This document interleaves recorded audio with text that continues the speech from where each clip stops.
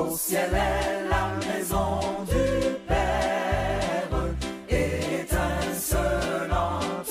de beauté, tout en elle est gloire et lumière, ineffable félicité. Vers le ciel, nous marchons vers le ciel.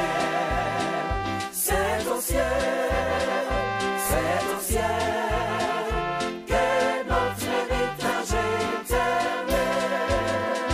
Là le bonheur est sans mélange, là le péché ne règne plus, c'est l'amour. Notre Dieu, notre Père, sois élevé ce matin. Merci pour l'alpha et l'oméga. Merci pour l'agneau de Dieu immolé. Lui qui passe sans verser nous rachète, nous délivre et nous sanctifie. Et nous sommes à toi. Seigneur Dieu, ce matin, il t'a plu de nous rassembler pour nous parler, pour nous conseiller, pour nous édifier. Ouvre ta bouche et parle-nous ce matin. Ton peuple est à l'écoute. Corrige-nous. Que par ta parole, tu ôtes de nos vies tout ce qui ne te glorifie pas. Et que tu nous rendes à ton image pour ta gloire. Au nom de Jésus. Merci parce que tu nous as exaucés. Au nom de Jésus de Nazareth, nous prions. Amen. Amen. Que Dieu bénisse. Alléluia. Soyez bénis dans le nom puissant de Jésus de Nazareth. Je vous invite à ouvrir vos Bibles avec moi dans Luc chapitre 18. Ouvrez vos Bibles avec moi dans Luc au chapitre 18. Nous prenons du verset 18 au verset 30. Luc chapitre 18, du verset 18 au verset 30. Il est écrit et je lis. Un chef interrogea Jésus et dit, « Bon maître, que dois-je faire pour hériter la vie éternelle ?» Jésus lui répondit, « Pourquoi m'appelles-tu bon? Il n'y a de bon que Dieu seul. Tu connais les commandements. Tu ne commettras point d'adultère. Tu ne tueras point. Tu ne déroberas point. Tu ne diras point de faux témoignages. Honore ton père et ta mère. J'ai, dit-il, observé toutes ces choses dès ma jeunesse. » Jésus, ayant entendu cela, lui dit, « Il te manque encore une chose. Vends tout ce que tu as. Distribue-le aux pauvres et tu auras un trésor dans les cieux. Puis, viens et suis-moi. » Lorsqu'il entendit ces paroles, il devint tout triste, car il était très riche. Jésus, voyant qu'il était devenu tout triste, dit qu'il est difficile à ceux qui ont des richesses d'entrer dans le royaume de Dieu. Car il est plus facile à un chameau de passer par le trou d'une aiguille qu'à un riche d'entrer dans le royaume de Dieu.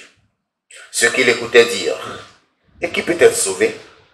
Jésus répondit, « Ce qui est impossible aux hommes est possible à Dieu. » Pierre dit alors, « Voici, nous avons tout quitté et nous t'avons suivi. » Et Jésus leur dit, « Je vous le dis en vérité, il n'est personne qui, ayant quitté à cause du royaume de Dieu, sa maison, ou sa femme, ou ses frères, ou ses parents, ou ses enfants, ne reçoit beaucoup plus dans ce siècle-ci et dans le siècle à venir la vie éternelle. » Et le peuple de Dieu dit, Amen. Amen. Soyez bénis. De ce texte est tiré le message de ce matin qui est intitulé « Que dois-je faire pour hériter la vie éternelle ?»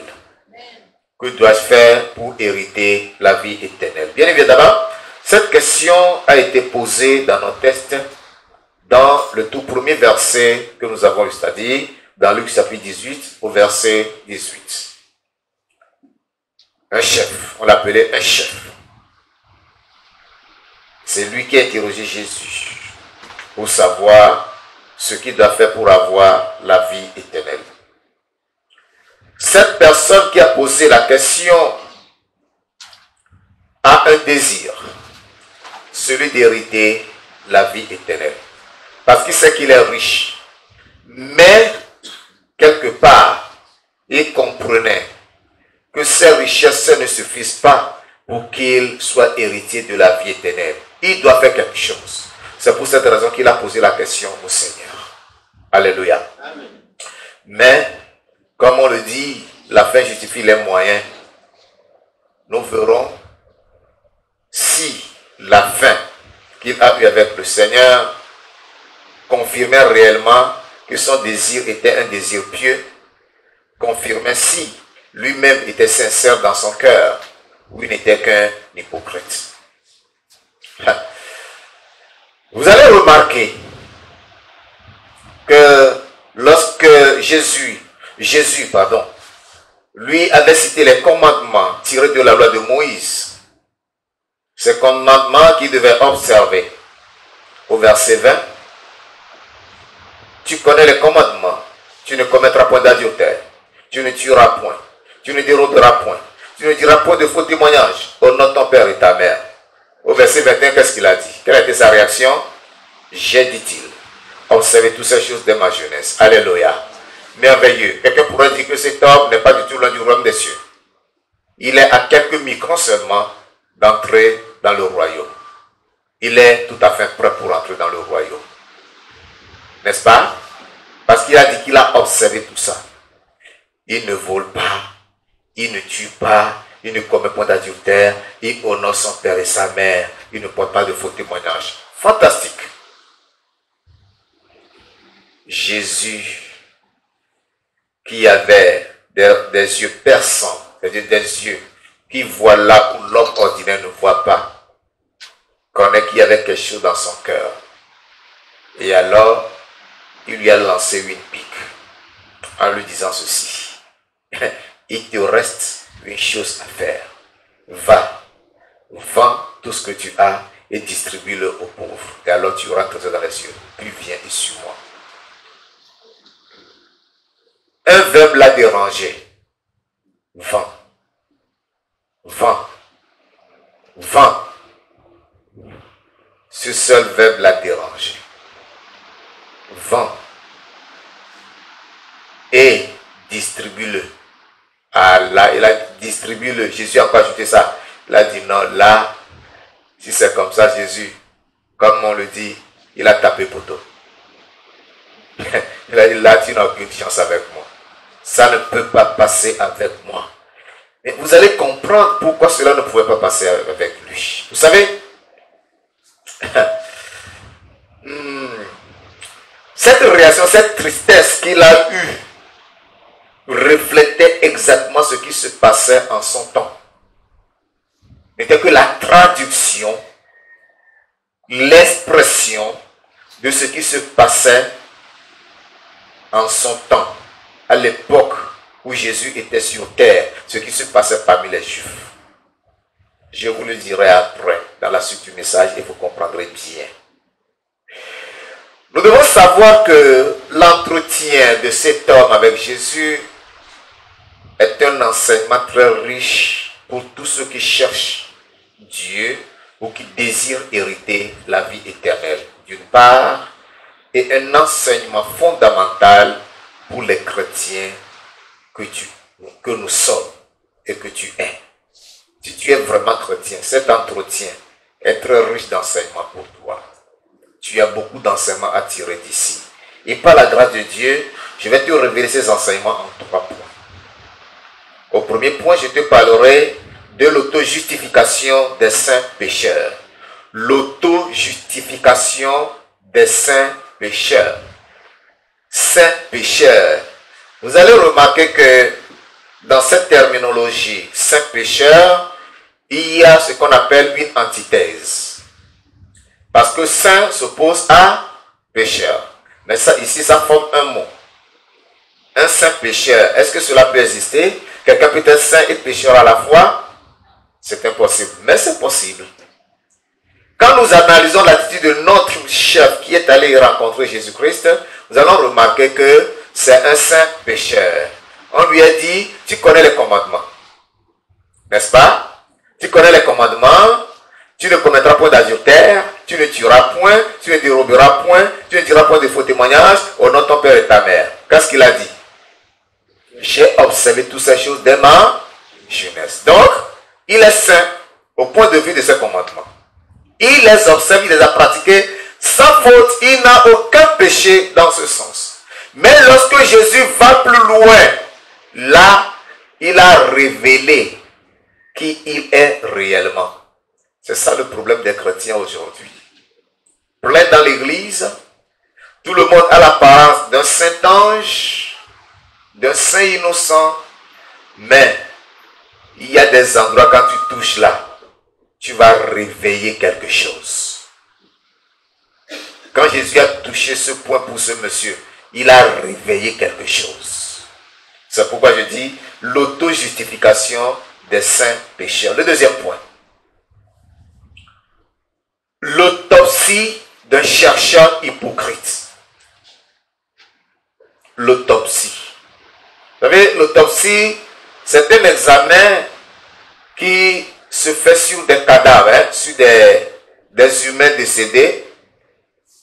Et ça consiste à disséquer, c'est-à-dire à couper ou à fendre une partie du corps, parce que c'est le fond généralement, on dissèque, pour pouvoir analyser, pour déterminer, pour examiner les causes réelles de la mort de l'individu. Lorsque quelqu'un décède d'une mort suspecte, on veut chercher à comprendre pourquoi elle est décédée.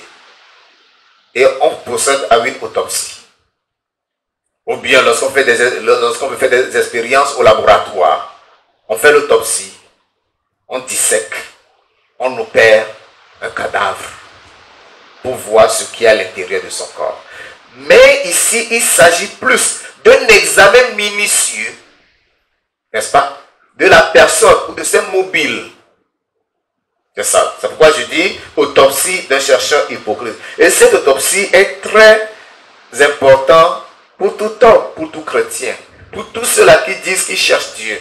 Dans les autopsies, pour s'assurer si réellement ils cherchent Dieu. Parce que des gens viennent où tout ce que tu dis, tu dois donner ta vie à Jésus. Oui, je suis prêt. Je vais me repentir, je vais abandonner le péché. La personne se précipite d'accepter tout cela. Tout ce qui se met à genoux, il lève ses deux mains, Seigneur, je me repens, je me reconnais que je suis pécheur. Mais en réalité, il cherche quelque chose. Dès qu'il l'obtient, il disparaît. Il dit, restez avec votre Dieu. Je sais ce que je dis. Le troisième point. L'audace récompensée des chercheurs sincères. L'audace récompensée des chercheurs sincères. C'est-à-dire que être un chercheur sincère implique que tu dois oser, tu dois avoir l'audace. Tu dois oser. Tu dois franchir certaines barrières, tu dois franchir certaines frontières. Tu dois braver, surmonter certains obstacles. Et lorsque tu es sincère dans tes recherches, tu surmontes ces obstacles, alors tu seras récompensé. Alléluia. Je vais revenir au premier point. Au premier point, c'est quoi? Donc ça voudra dire qu'il n'y a que quelques personnes qui prennent note. Les autres sont en train de dormir. Quand tu dors à là, c'est que tu es paresseux. Hein? Dormir à 10 heures, c'est l'impression de la paresse. Il ne faut pas dormir. Alléluia. L'auto-justification des saints pécheurs. Retournons à notre texte de Luc chapitre 18. Je lis cette fois-ci du verset 18 au verset 21. Verset 18 au verset 21. Un chef interrogea Jésus et dit, bon maître, que dois-je faire pour hériter la vie éternelle? Jésus lui répondit, pourquoi m'appelles-tu bon? Il n'y a de bon que Dieu seul. Tu connais les commandements. Tu ne commettras point d'adultère. Tu ne tueras point. Tu ne déroberas point. Tu ne diras point de faux témoignages. Honore ton père et ta mère. J'ai, dit-il, observé toutes ces choses dès ma jeunesse. Alléluia. Ce chef qui est allé voir Jésus s'est empressé de se justifier à la suite des commandements de Moïse cités, ou bien des commandements tirés de la loi de Moïse cités par Jésus-Christ. Il s'est justifié en disant qu'il a observé tout cela dès sa jeunesse. C'est vrai. Tout ce qui a été mentionné, je l'appelle les péchés à gros grains. Ils sont des péchés qui sont visibles à l'œil nu. Et ça, tout le monde peut le voir. Quand il y a l'un de ces péchés dans ta vie, ça se voit tout de suite, ça se connaît. Alléluia. Et il a dit qu'il a observé tout cela. Oui. C'est ainsi que plusieurs personnes aujourd'hui se persuadent d'être justes. Ils se persuadent, ils se croient, ils nous font croire qu'ils sont vraiment justes, ils sont vraiment saints et qu'ils sont sincères. Plusieurs le font. Remontons un peu notre texte en le lisant du verset 9 au verset 12. Luc 9, verset 9 au verset 12. Il dit encore cette parabole en vue de certaines personnes se persuadant qu'elles étaient justes et ne faisant aucun cas des autres. Deux hommes montèrent au temple pour prier. L'un était pharisien et l'autre publicain. Le pharisien debout priait ainsi en lui-même. « Ô Dieu, je te rends grâce de ce que je ne suis pas comme le reste des hommes qui sont ravisseurs, injustes, adultères ou même comme ce publicain. Je jeûne 2 fois la semaine. Je donne la dîme de tous mes revenus. » Alléluia. Vous avez compris ce monsieur? Ils étaient deux dans le temple. Et lui s'est mis à se justifier. Il s'est mis à se justifier. Moi, Seigneur Dieu, comme tu me vois étant debout devant toi. J'espère qu'il avait les mains levées comme ça. Il avait les 2 mains levées. Dieu, tu me connais. Je ne suis pas pécheur comme les autres. Je ne suis pas ravisseur. Je ne suis pas adultère. Je ne suis pas meurtrier. Je ne suis pas méchant. Je ne suis même pas comme ce publicain. Je suis très juste. Mais, qu'est-ce que Jésus nous dira à la fin? Qu'est-ce que Jésus nous dira? Lorsque le publicain, lui, il était là tranquille. Voyons à partir du verset 13. Le publicain se tenant à distance n'osait même pas lever les yeux au ciel, mais il se frappait la poitrine en disant: oh Dieu, sois apaisé envers moi qui suis un pécheur.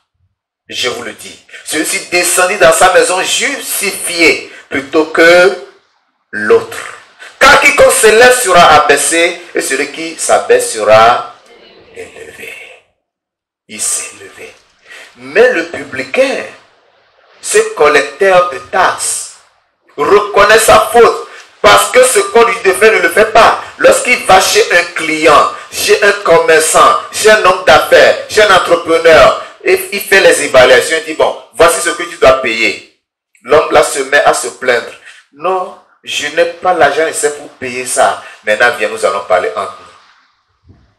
Nous allons parler entre nous, c'est faire passer l'enveloppe où? Au-dessous de la table. C'est-à-dire, il reçoit quoi? Le pot de vin et ferme les yeux sur le travail qu'il est parti faire. Il s'emplissait la poche et il s'en allait. Il dit: Seigneur, à cause de ça, je reconnais que je suis pécheur. Je me repens, pardonne-moi. Alléluia. Lui, plutôt, il a été justifié que celui-là qui s'est élevé en se justifiant. Vous voyez, non? L'auto-justification est un grave défaut qui entraîne des conséquences indescriptibles. Il s'est auto-justifié en se levant, en se comparant. D'abord, l'auto-justification va t'amener à te comparer aux autres. Lui là, avec ce qu'il dit, avec ce qu'il fait, je suis mieux que lui. Oui, il ne peut pas se comparer à moi. Je suis plus juste que lui. Je suis plus saint que lui. Je suis plus fidèle que lui. Je suis plus obéissant que lui.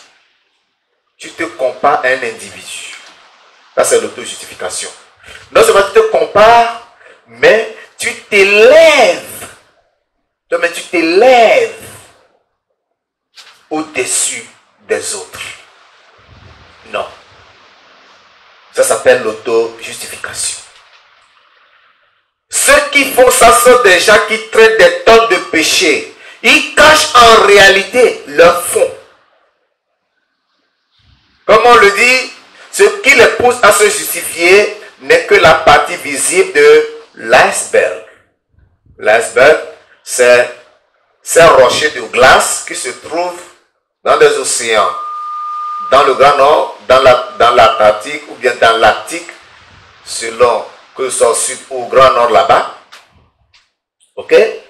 Et il fait beaucoup frais. Alors, il y a des glaces qui sont là, qui ont pris leur source depuis le fond marin et qui s'élèvent. Tu ne vois pas ce qui se trouve au fond, mais tu vois seulement ce qui est en haut. Ce qui est en haut peut paraître petit. Mais si tu l'affrontes, tu vas trouver un géant. C'est ce qui a cassé le bateau qui a appelé Titanic. Donc, ce n'est que la partie visible de l'iceberg. Et à cause de ça, on se glorifie, on se justifie. Ce comportement de saint pécheur est très dangereux. C'est très dangereux. Tu te condamnes en le faisant. C'est pour ces raisons que Jésus devait aller plus loin avec cet homme. C'est pour cela que Jésus devait scanner, il devait passer au scanner la vie de cet homme pour découvrir en réalité ce qui se trouvait en lui. Vous savez, d'abord, quand Jésus l'a rencontré en sa qualité de bon médecin, alléluia, Jésus est un médecin, vous savez, non? Ah oui. Il est tout. Il est aussi médecin. En sa qualité de bon médecin, d'abord, il a fait passer par un examen de radiologie. L'examen de radiologie a révélé qu'il ne souffrait d'aucun mal. Mais Jésus sentait que non. Quelque chose n'allait pas. Pour approfondir son examen, il a prescrit un scanner. Le scanner est plus fin, plus minutieux que la radiologie. C'est le scanner maintenant qui va révéler en fait ce qui se trouve dans son fond intérieur. Alléluia. C'est ça qui nous amène au deuxième point intitulé l'autopsie d'un chercheur hypocrite. L'autopsie d'un chercheur hypocrite. Je vous ai déjà expliqué ce que c'est l'autopsie. Vous avez bien suivi, n'est-ce pas? Hein? Donc c'est une dissection, un examen sur un cadavre pour déterminer les causes de la mort ou pour des raisons de recherche scientifique. On autopsie un cadavre, on le dissèque, on l'examine, on étudie ses organes. C'est un examen minutieux approfondi de quelque chose. Donc Jésus voudrait autopsier cet homme pour découvrir ce qui se trouvait en lui. Il a dû le soumettre à l'autopsie. Retournons dans notre texte de Luc chapitre 18. Luc chapitre 18, verset 22 à 25. Luc 18, verset 22 à 25. Jésus ayant entendu cela lui dit, il te manque encore une chose. Vends tout ce que tu as. Distribue-le aux pauvres et tu auras un trésor dans les cieux. Puis viens et suis-moi. Lorsqu'il entendit ces paroles, il devint tout triste, car il était très riche. Car il était très riche. Jésus, voyant qu'il était devenu tout triste, dit qu'il est difficile à ceux qui ont des richesses d'entrer dans le royaume de Dieu. Car il est plus facile à un chameau de passer par le trou d'une aiguille qu'à un riche d'entrer dans le royaume de Dieu. Alléluia. Je voudrais vous éclairer sur un fait. Vous savez, lorsque les missionnaires européens étaient arrivés en Afrique avec l'évangile, c'est lui des parties de la parole de la Bible dont ils se sont servis pour arracher à nos ancêtres leurs richesses, leurs moutons, leurs corps qu'ils allaient manger allègrement. Il leur disait, quand tu es riche là, tu ne peux pas rentrer dans le royaume. Mais quand tu es pauvre, tu pourras rentrer. Voilà le passage. Il est difficile à ceux qui ont des richesses d'entrer dans le royaume de Dieu. Mais ce n'est pas de cette richesse que Jésus voudra parler. Je vais vous expliquer, vous allez bien comprendre. La Bible nous dit que lorsque l'homme a entendu cette parole, il était devenu tout triste parce qu'il était très riche. le scanner de Jésus-Christ a révélé quelque chose. C'est ces choses que nous allons découvrir. L'intention de l'homme en allant vers Jésus-Christ était une très bonne intention. Que Dieu a fait pour hériter la vie éternelle. Je suppose que c'est moi qui suis en train d'évangéliser. Je vois un jeune homme qui court derrière moi. Oui, mon frère. Oui, homme de Dieu. Oui, serviteur. Dis-moi ce que je dois faire pour être sauvé. Dis-moi ce que je dois faire pour avoir la vie éternelle. C'est avec Jean que je vais lui répondre, non? Alléluia. Je vais dire, bon, abandonne le péché, rejette l'adultère, rejette le mensonge, rejette le meurtre, rejette ceci. Il dira, oui, oui, homme de Dieu, tu as dit vrai. J'essaie d'observer, mais je vais avancer. Je vais lui dire, oui. Est-ce que tu n'as pas la jalousie dans ton cœur? Est-ce que tu n'as pas la cupidité? Est-ce que tu n'as pas le mensonge? Est-ce que tu n'as pas ceci, tu n'as pas cela? Il dira, oui, mais ça, il m'est difficile d'abandonner parce que toute ma vie ne dépend que de ça. Vous comprenez, non? Quand je vais dire, oui, est-ce que tu n'en arques pas les gens? Oui, tu sais que je suis commerçant, je suis homme d'affaires, je suis entrepreneur. Je dois faire la surfacturation. Si je ne surfacture pas, je ne peux pas avoir beaucoup d'argent. Si je n'escroque pas, c'est pas au complet. Mais ça là, de peur de tomber dans la pauvreté, mon frère, je suis désolé, hein, je ne peux pas te suivre. Vous comprenez, non? C'est ça l'homme. En fait, la tristesse de l'homme, à cause de ses richesses, que Jésus a touché du doigt, était liée au fait que les Juifs du temps de Jésus-Christ, écoutez bien, considéraient par erreur la richesse comme la preuve de la faveur de Dieu. Alléluia. C'est-à-dire que tous ceux qui étaient riches étaient aimés de Dieu, c'était des gens qui obéissaient plus à Dieu que tous les autres. C'était leur conception en ce temps. Malheureusement, cette conception existe jusqu'à nos jours. D'où les messages de prospérité. Viens à Jésus, tu deviendras millionnaire. Viens à Jésus, tu vas prospérer. Viens à Jésus, tu vas triompher. Viens à Jésus, tu vas t'enrichir. C'est ça, non? Comme si Jésus était distributeur de richesses, de femmes, de maris, d'élévation, de gloire. Non, Jésus n'est pas un billet automatique, comme un distributeur automatique de billets, de gloire, d'élévation, de richesse, de mariage, de voyage, de ceci, de cela. Non. Loin de là. C'était une erreur. Parce que lui, selon lui, s'il acceptait vendre tout ce qu'il possédait, pas pour garder le revenu, pas pour garder l'argent qu'il retirait de la vente de ses richesses, de ce qu'il possédait, mais pour les distribuer aux autres, la conséquence était quoi? C'est qu'il tomberait dans la pauvreté. Donc tu veux me dire que je peux être la faveur de Dieu? Et Jésus avait beaucoup combattu cela en son temps. Jésus lui-même, de par son comportement, leur montrait que ce n'était pas la richesse, la possession matérielle qui rend quelqu'un agréable à Dieu. Vous savez, quelqu'un est allé à Jésus, mais Dieu veut te suivre. Il dit, et si quelqu'un veut venir après moi, moi que vous voyez là, tu peux me suivre, mais il faut que tu saches.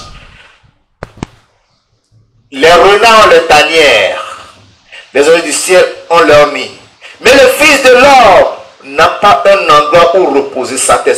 Ce qui veut dire que Jésus était si pauvre qu'il n'avait même pas une seule chambre où dormir. Vous comprenez ça? Jésus lui disait que si tu veux me suivre, tu vas devenir pauvre comme moi. C'est pour cela que Jésus lui disait dans ses enseignements aussi que lui ne peut servir de maître à la fois. Soit il aimera l'un et haïra l'autre. Il s'attachera à l'un et rejettera l'autre. Lui ne peut servir Dieu et maman. Jésus doit nous faire comprendre que nous ne pouvons pas avoir Dieu dans une main et les richesses dans une main. Dans une autre main. Cela ne veut pas dire que Jésus-Christ condamnait la richesse. Bien au contraire, Jésus encourageait la richesse. Mais il faut que la richesse la glorifie Dieu. Alléluia. La richesse qui empêche l'homme d'entrer dans le royaume de Dieu aujourd'hui. Cette richesse se trouve dans la vie de cet homme qui est allé le voir. Ce n'est pas en réalité la richesse matérielle. Quand Jésus dit que il est plus facile à un chameau de passer par le trou d'une aiguille qu'un riche d'entrer dans le royaume des cieux, Jésus ne voudrait pas pointer la richesse matérielle, la richesse financière. Mais cette richesse qui pouvait empêcher les hommes de se trouver dans la vie de cet homme, il s'agissait de la cupidité. Alléluia. La cupidité, c'est ça sa première richesse. Il est cupide. Il veut toujours amasser et amasser pour lui seul. Deuxième richesse, c'était son orgueil. Alléluia. Il ne voulait pas laisser cet orgueil. Parce que quand il passait, il était respecté. Partout il allait. C'est un homme, vous savez, oh, mais vous savez, notre comportement envers les riches de nos sociétés, non? Hein? Lorsqu'un riche et un pauvre passe, à qui on donne le respect? C'est aux riches qu'on donne le respect. Ça les rend orgueilleux. C'est ça. C'est sa deuxième richesse. Sa troisième richesse, c'était l'avarice. Il n'aimait pas distribuer, n'aimait pas donner. Il veut tout garder pour lui seul. L'avarice. C'est sa troisième richesse. Moi, je ne veux pas tomber là-bas. Je vais vous expliquer tout ça à la fin. Sa quatrième richesse, c'était l'égoïsme. Il était comment? Égoïste. Tout pour lui, rien pour les autres. Alléluia. Ça, ce sont ses richesses. Il y en a encore. Il y en a encore. Il avait tellement de richesses. Il avait tellement de richesses qu'il n'était pas prêt à les abandonner parce qu'il ne veut pas être réduit, n'est-ce pas, à rien. Il ne veut pas s'humilier. Il avait aussi la prétention. La prétention. C'est cette prétention, c'est-à-dire le fait de s'attribuer quelque chose, un qualificatif, le fait de se croire être quelque chose qu'on n'est pas en réalité. C'est cette prétention qui l'a amené à rencontrer Jésus-Christ. Donc il s'attendait à recevoir de la part de Jésus-Christ des félicitations. Parce que tu ne commets pas l'adultère, parce que tu ne fais pas de faux témoignages, parce que tu ne tues pas, parce que tu honores ton père ta mère. Il s'attendait que Jésus dise, félicitations, tu es déjà un enfant de Dieu. Des prétentieux, c'est ce que plusieurs sont aujourd'hui. Plusieurs dans les assemblées sont des prétentieux. Ils se donnent des titres élogieux. Ils s'attribuent toute gloire, alors qu'en réalité, ce sont des pourritures. Sa sixième richesse, c'était l'amour de l'argent. L'amour de l'argent. Il aimait beaucoup l'argent. Il ne pouvait pas se séparer de l'argent. Il ne jurait que par l'argent. Les hommes, ses semblables, n'avaient aucune valeur pour lui. C'est cet amour de l'argent, de la richesse, qui a conduit le riche dans la parabole de Lazare et de riche en enfer. Ce sont les mêmes richesses qui l'ont conduit en enfer. Ce n'était pas sa richesse matérielle. Lui, ce riche-là, c'était l'avarice, c'était la cupidité. C'était l'amour de l'argent qui l'ont poussé en enfer. Ce n'était pas son argent, ce n'était pas son matériel qu'il possédait. L'autre richesse, c'était son hypocrisie. Prétentieux, hypocrite. Il était hypocrite. Il se faisait passer pour quelque chose qui n'était pas en réalité. L'hypocrisie. C'est l'hypocrisie là qui détruit plusieurs aujourd'hui, tu commets le péché en secret. Mais quand tu es avec les autres, tu te fais passer pour un saint ou un innocent, dans la vie duquel il n'y a pas de péché. Bien-aimé,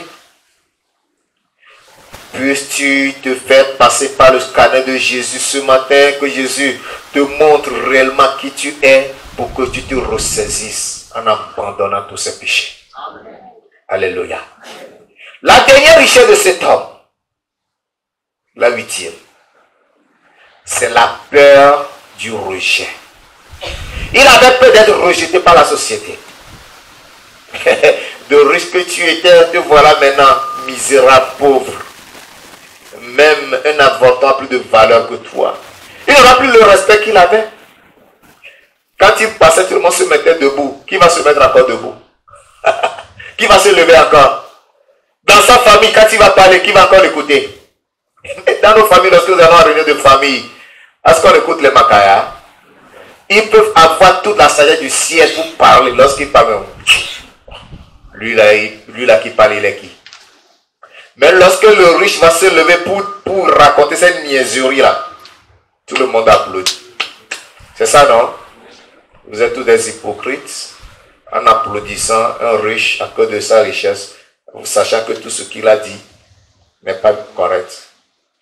Malheureusement, c'est ce qui se passe dans la société. La société est ainsi faite. Donc, voilà les 8 richesses qui empêchaient notre ami d'entrer dans le royaume. Et ce sont ces richesses qui l'ont rendu triste. Vous savez pourquoi? Parce que Jésus nous a dit que le chemin du ciel est comment? Étroit et resserré. N'est-ce pas? Lorsque j'ai voulu charger des sacs ce matin pour vous faire la démonstration, hein?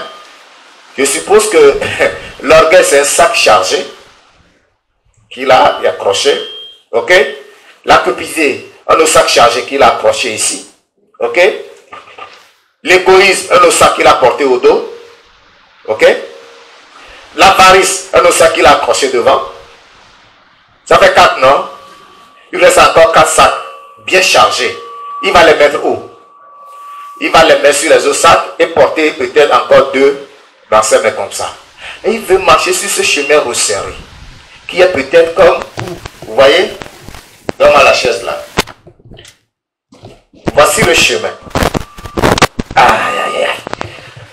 Le chemin du ciel est resserré. Voilà, il devait traverser ça avec tous ces bagages. Vous imaginez un peu? Tous ces sacs, est-ce qu'il pourra passer? Il ne pourra pas passer. Voilà la réalité. Ce sont ces choses qui l'ont empêché d'accepter le message de Jésus-Christ. Et c'est ce que est la vie de plusieurs aujourd'hui. Chargés de beaucoup de choses qui ne sont pas prêts à abandonner. Mais ils veulent rentrer dans le royaume. Comprenez ceci. La pauvreté n'est pas une vertu pour rentrer dans le royaume de Dieu. La pauvreté n'est pas une vertu qui te qualifie pour le royaume des cieux. Alléluia. Et la richesse non plus n'est pas un défaut qui condamne à l'enfer. Retenez ça. La richesse n'est pas un défaut qui te condamne à l'enfer. Dieu ne s'oppose pas à la richesse. Mais c'est la manière dont tu traites ta richesse qui te qualifiera ou te disqualifiera pour le royaume. Tu peux être pauvre. Là, tu jettes ta pauvreté. Tu conduiras soit en enfer, soit au paradis. Alléluia. Amen. Je pense que quelqu'un peut comprendre ce mot. Voilà. Nous les hommes aujourd'hui, nous devons comprendre cette pensée de Jésus qu'il exprimait. Parce que vous connaissez le chameau. Si vous ne l'avez jamais vu, face à face, vous l'avez déjà vu en dessin ou dans une image à la télé. Aujourd'hui, vous avez des endroits que vous montrent plein d'images. Quelqu'un a déjà vu un chameau. Lorsqu'on dit qu'un chameau peut passer par le trou d'une aiguille, vous voyez le chameau, le trou de l'aiguille, qui voudra dire que Si tu aimes une richesse simple, une richesse sans protocole, qui n'est pas entourée d'orgueil, d'égoïsme, d'avarice, de cupidité, de prétention, d'hypocrisie, d'amour de l'argent, de peur d'être rejeté, tu pourras rentrer. Alléluia. C'est ce que ça veut dire. C'est ce que cela veut dire. Jésus n'a jamais condamné la richesse. Il ne l'a jamais condamné. La preuve en est que dans la Bible, il y a eu des hommes riches. Il y a des hommes riches qui ont adoré, qui ont servi Dieu avec leur richesse, qui ont honoré Dieu. Et même Jésus, le corps de Jésus, c'était un homme riche qui allait réclamer le corps de Jésus. C'était un homme riche. C'est un sénateur. Un sénateur, c'est un pauvre de la société. Hein? C'est lui qui s'est présenté devant Pilate. Donne-moi le corps de Jésus, je vais aller l'éliminer. Le lui a donné. Il a pris un linceul neuf. Il a enveloppé le corps de Jésus. Il a jeté comme un tombeau et il a mis dedans. C'était un riche. Ce riche n'a pas été condamné parce qu'il a su faire bon usage de sa richesse. Donc comprenez que lorsque tu es un chercheur hypocrite, tu ne pourras pas parvenir parce que tu ne peux pas tromper Dieu. Tu peux me tromper parce que je suis un humain comme toi.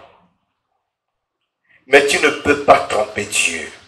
Ce jeune homme pensait pouvoir tromper Jésus. Oubliant que Jésus est Dieu.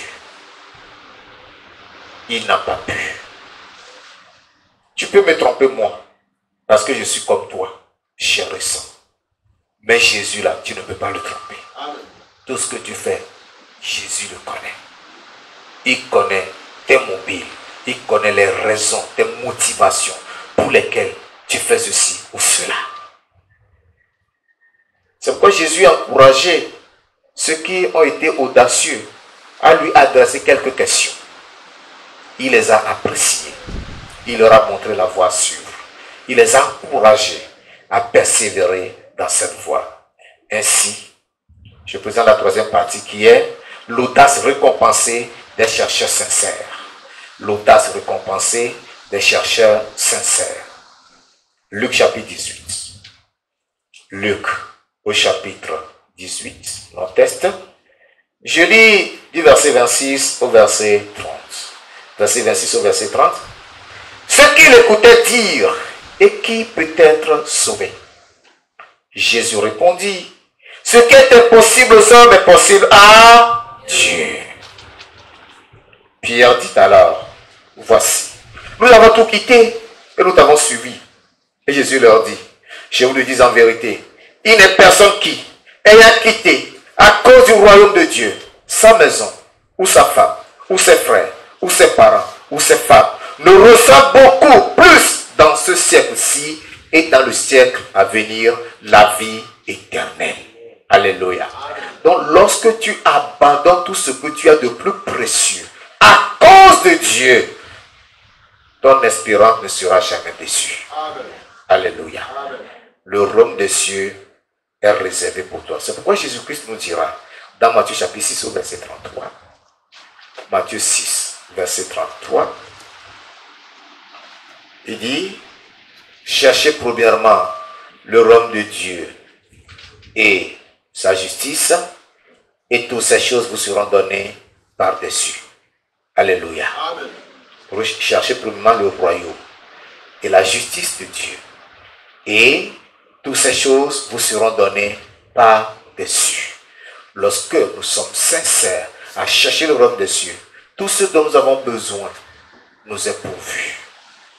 Dieu accorde une grâce excellente à ceux-là qui s'attachent à lui, à ceux qui l'aiment et qui font sa volonté. Luc chapitre 9, le verset 23.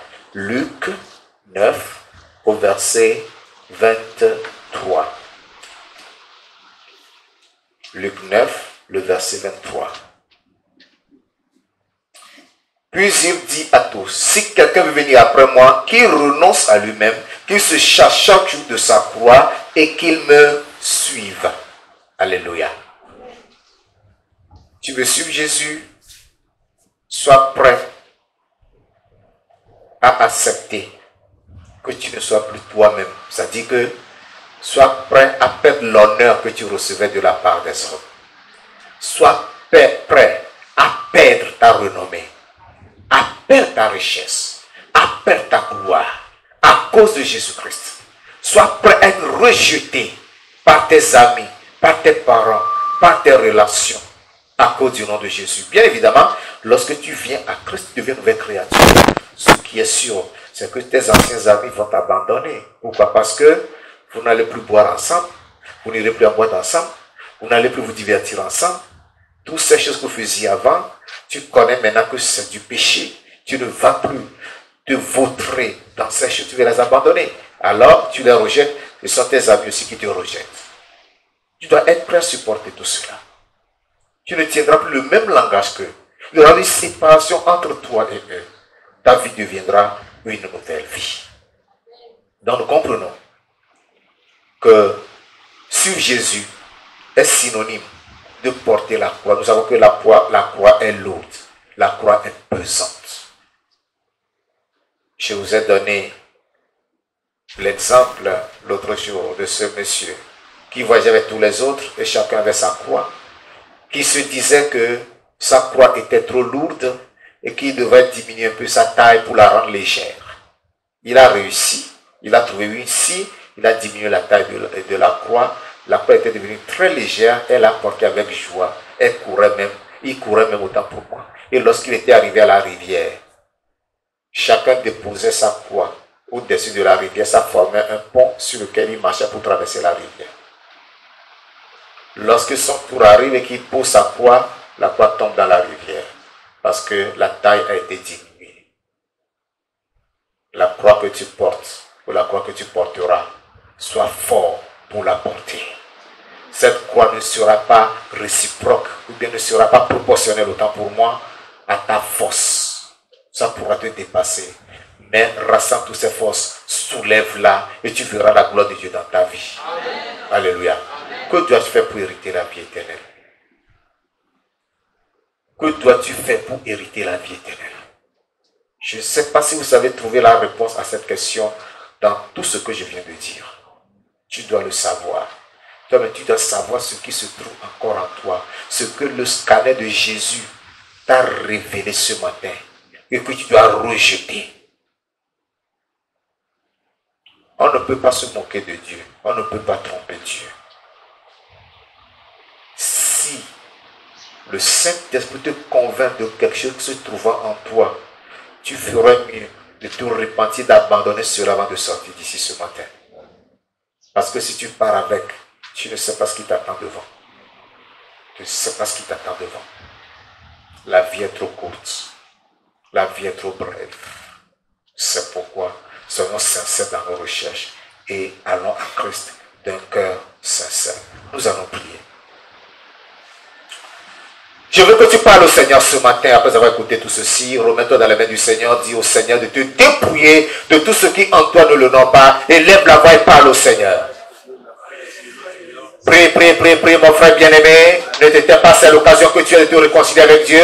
C'est l'occasion que tu as de rendre ta marche parfaite devant Dieu. C'est l'occasion que tu as d'enlever tout ton sac entre toi et Dieu. Demande à Dieu de te venir en aide ce matin, de te libérer. Parle au Seigneur. Invoque-le, qu'il te vienne en aide pour te délivrer de l'orgueil, de l'égoïsme, de la malice, de la cupidité, de la prétention, de l'hypocrisie, de l'amour de l'argent et de la peur d'être rejeté. Bien-aimé, qui que tu sois, il faut que tu saches que Dieu est au-delà de toutes choses. Remets-toi dans les mains du Seigneur et parle au Seigneur ce matin. Appelle le Seigneur au secours, qui t'aide pour te délivrer, pour te secourir. Qui vienne dans ta vie et qui te fortifie.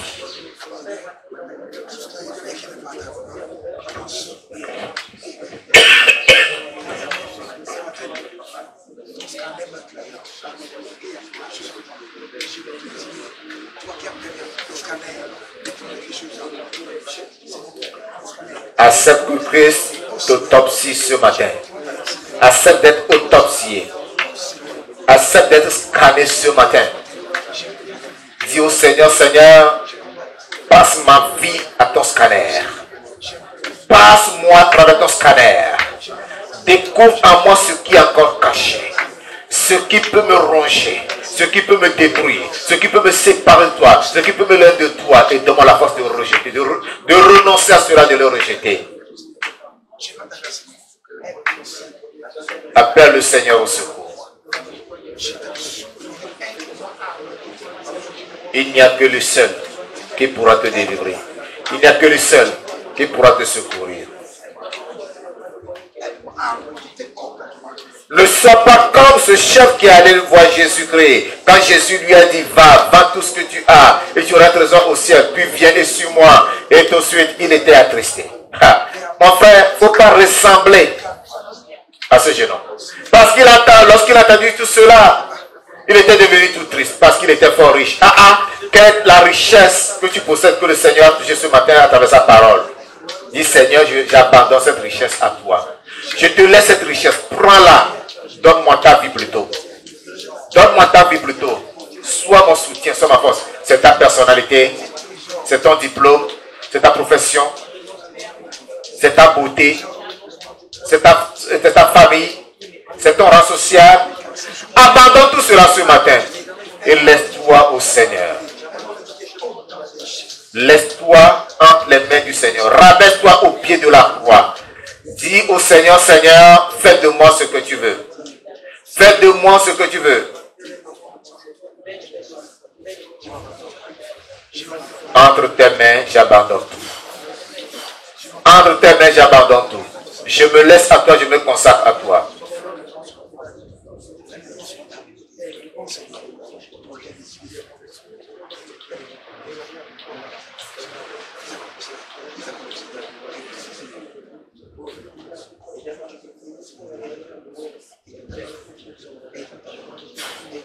Ce que tu as là, laisse-le au Seigneur.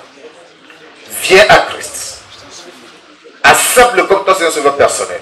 Abandonne-lui toute ta vie et qu'il règne sur ta vie.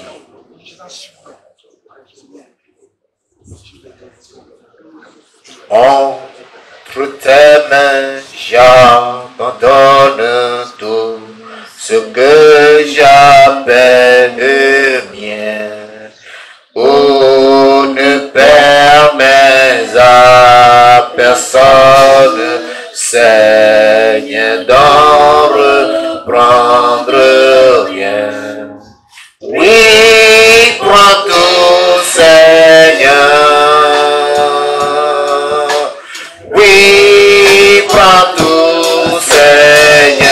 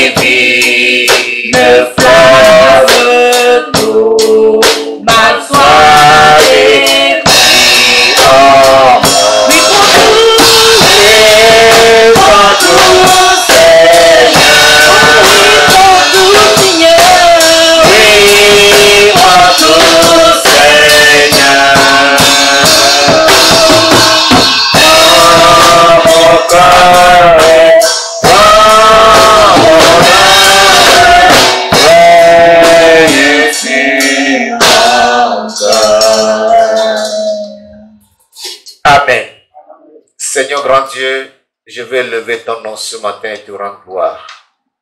Éternel des armées, nous venons à toi. Tout ce que nous avons et qui constitue pour nous des richesses, susceptibles de nous empêcher d'être dans ta gloire, nous les déposons sur ton autel. Prends-les, Seigneur Dieu, et donne-nous ta liberté. Prends-les, Seigneur, et donne-nous ton salut. Prends-les, Seigneur, et donne-nous ta paix. Prends-les, Seigneur, et donne-nous ta sainteté. Que ta divine flamme brûle en nous tout mal au nom de Jésus-Christ. Purifie-nous et prépare-nous pour ton royaume. Donne-nous la force de marcher tous les jours devant ta face au nom de Jésus. Merci parce que je crois que tu nous as exaucés. Que ton nom soit élevé et magnifié. C'est au nom puissant de Jésus de Nazareth que nous avons ainsi prié.